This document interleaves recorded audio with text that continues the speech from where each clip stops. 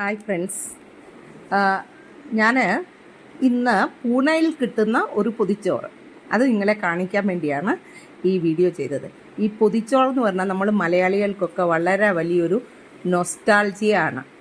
അപ്പം ഇന്നിവിടെ റെഡിമെയ്ഡായിട്ട് ആ പൊതിച്ചോറ് കിട്ടിയപ്പം അതൊന്ന് വാങ്ങാമെന്ന് കരുതി. ആ ഇലയുടെ മണവും ഭയങ്കരമായിട്ടുള്ള നൊസ്റ്റാൾജിക് ഫീലിംഗ് ആണ് ഇപ്പോൾ എനിക്ക് കിട്ടുന്നത്. അപ്പോൾ ഈ പൊതിച്ചോറിൽ ചമ്മന്തിയുണ്ട്, തോരനുണ്ട്,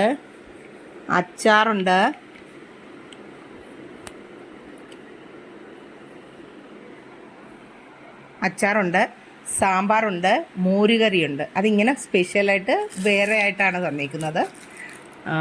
സാമ്പാറും അതുപോലെ മോരുകറിയും. ഇലയുടെ നല്ല മണമൊക്കെ വരുന്നുണ്ട്. അപ്പോൾ വായിൽ വെള്ളം വരുന്നു പൊതിച്ചോറ് കണ്ടപ്പോൾ.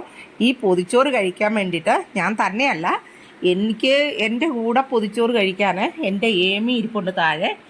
അവൾക്കും പൊതിച്ചോറ് വളരെ ഇഷ്ടമാണ്. അവളൊരു മലയാളിയാണെന്നാണ് അവൾ കരുതുന്നത്. അപ്പം ഈ പൊതിച്ചോറിന് 150 രൂപയാണ്. പൂനെയിൽ ഉള്ള മലയാളികൾക്ക് പൊതിച്ചോറ് വേണമെന്ന് വെച്ചാൽ ഇങ്ങനെ കിട്ടും. നമ്മൾ എന്തിലാണ് ഓർഡർ ചെയ്തത്? സൊമാറ്റോയിലാണോ അതോ സ്വിഗ്ഗിയിലാണോ? സ്വിഗ്ഗിയിൽ ഓർഡർ ചെയ്താൽ കിട്ടും. അപ്പം പൂനെയിലുള്ള മലയാളികളുണ്ടെങ്കിൽ ഓർഡർ ചെയ്ത് നോക്കണം. അപ്പം ഞാൻ ഈ പൊതിച്ചോറ് കഴിക്കാൻ പോവുകയാണ്. സൺഡേ എന്ന് പറഞ്ഞാൽ ഒരു പൊതിച്ചോറ് കഴിക്കുക എന്ന് പറഞ്ഞാൽ ഒരു ഫീലിംഗ് എന്ന് പറഞ്ഞറിയിക്കാൻ പറ്റത്തില്ല. അപ്പം ഞാനും എൻ്റെ ഏമിയും കൂടെ ഈ പൊതിച്ചോറ് കഴിക്കാൻ പോകുന്നു.